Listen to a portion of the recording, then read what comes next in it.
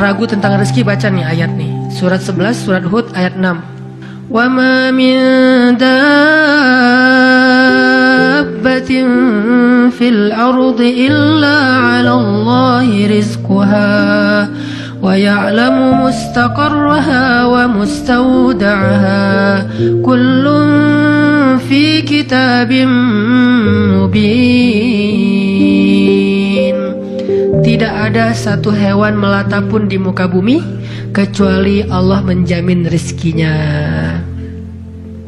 Ini amalan hati nih.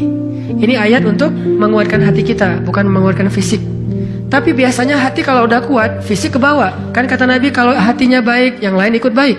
Kalau hatinya buruk, yang lain ikut buruk. Jadi kalau hatinya udah give up, pasti fisiknya jadi lemah. Kalau hatinya tough dan masih punya belief ke Allah, masih punya harapan, maka fisiknya juga akan kuat. Wa ma min dabbatin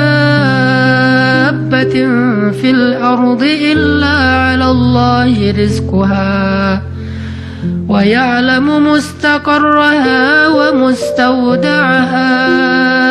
Allah tahu di mana rezeki kita disimpan. Allah tahu kemana kita akan membelanjakan rezeki itu. Semuanya tertulis di dalam kitab yang jelas. Allah yang tahu. Allah yang menjamin. Gak ada yang gak dijamin rezekinya.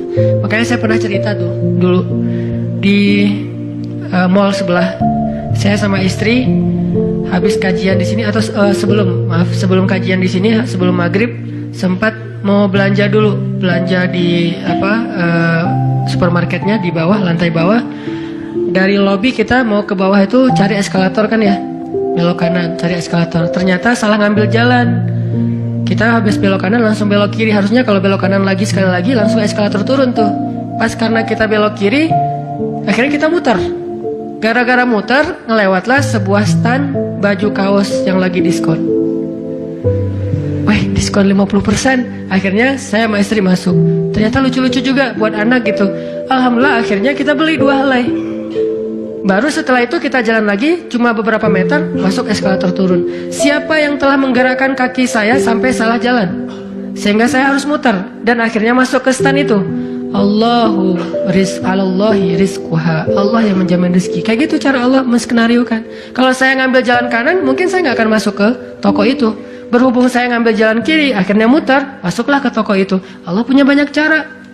Kenapa kita khawatir dengan stand orang lain yang mungkin lebih dekat ke pintu, lebih dekat kepada stage yang di tengah kalau bikin event segala macam? Kenapa? Kita udah ikhtiar dapatnya cuma ini. Kayak lagi ada event, kayak festival gitu, kayak ada bazar, kita punya banyak stand. Stand kuliner kita paling pojok, dekat toilet. Stand kuliner teman-teman kita tuh paling depan. Dan di situ stage banyak acara tausiah segala macam. Oh, kayaknya di situ lebih laku. Belum tentu juga. Bisa jadi pada waktu itu banyak orang yang sakit perut atau apa, akhirnya ya lewat. Aduh, ini kayak seru juga nih di sini nih, makan di sini, nggak usah jauh-jauh sambil nunggu makan. Allah yang punya cara. Saya kan pernah cerita kesasar sampai ke Cirebon. Kenapa kesasar? Ada suatu hari Minggu, kayak lagu.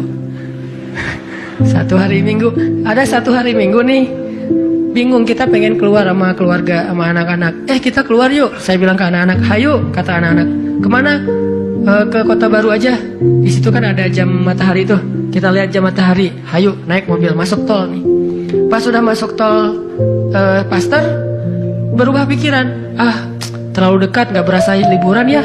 Ya, terus mau kemana? Ke Jakarta aja yuk, ke Ancol. Ada pantainya. Oh, ayo ke Dufan. Jalan, akhirnya nggak jadi belok pada larang, lurus. Niatnya ke Ancol. Sebelum Cikampek, berubah lagi pikiran. Ancol mah pantainya gitu-gitu aja ya, udah pernah ya. Terus gimana dong, cari pantai baru deh yang di daerah Indramayu, Cirebon gitu. Siapa tahu ada yang lebih bagus, yang masih virgin. Boleh, keluarlah Cikampek.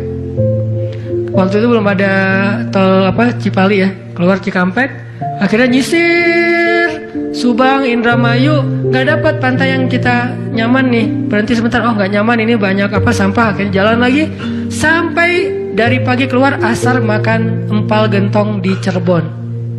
Siapa yang mendatangkan saya ke warung empal gentong itu? Pas kita masuk, orangnya bahagia banget gitu. Kelihatan kalau dari pagi itu belum ada yang datang, belum ada pelanggan, sepi warungnya. Karena tempat parkirnya agak nyaman, langsung parkir di situ, makan empal gentong dan ternyata enak, kita bungkus. Orangnya tuh alhamdulillah ini datang apa dari pagi belum ada yang datang, senang gitu. Dan saya bilang, Pak, tahu nggak saya dari mana? Dari mana? Dari Bandung. Mau kemana emang? Nggak kemana-mana. Muter. Jadi kita cuman dari Bandung cuma pengen makan empal gentong di Cirebon ujung-ujungnya. Pulang sampai ke Bandung jam 10 malam, macet lagi tuh di Sumedang karena ada perbaikan jalan. Cuma pengen makan empal gentong, ngasih rezeki ke orang di Cirebon, kayak gitu banget tuh caranya tuh, coba lihat cara Allah. Oh, yakin nih sama Allah. Allah bisa banget ngedatangin. Kalau ini terjadi kepada orang lain, berarti kalau saya cari rezeki bisa juga caranya kayak gitu. Allah kan punya banyak cara. Cuman kadang-kadang atau seringnya kita nggak tahu cara itu, tahu hasilnya doang nih. Tiba-tiba dapat. Sesederhana itu kita berpikir, akhirnya sesederhana itulah syukur kita ke Allah. Kalau kita tahu gimana rumitnya rezeki itu datang ke kita, kita akan syukurnya lebih pasti tuh.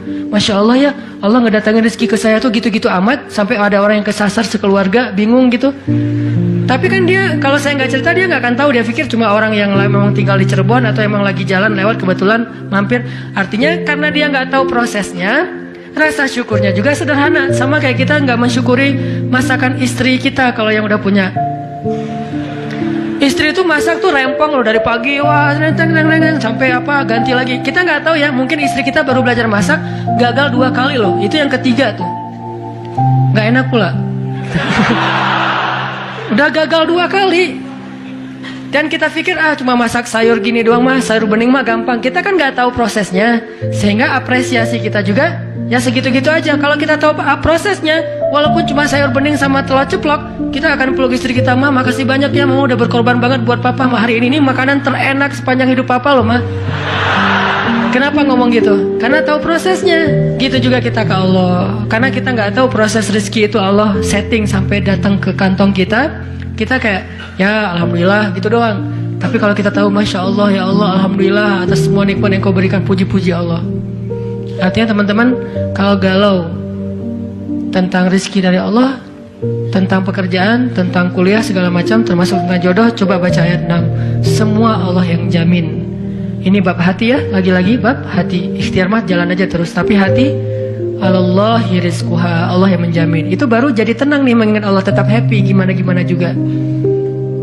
Dan ini ditaraddud, diulang-ulang. Coba diulang-ulang nih ayat nih. Jadikan salah satu ayat favorit. Kalau kita lagi galau, langsung baca ayat ini berulang-ulang sendiri kalau bisa. Baca dulu terjemahannya, hafal. Kalau udah hafal terjemahannya, tinggal baca ayatnya berulang-ulang. Sebelum tidur mungkin, kalau yang paling tenang. Kalau khawatir nggak bangun tahajud, ya udah sebelum tidur baca. Wa ma min dabbatin fil ardi illa 'alallahi rizquha. Diulang. Itu beda banget loh rasanya. Belajar untuk mentafakuri kebesaran Allah, sehingga kalau kita nanti ada masalah mengingat Allah lebih mantap.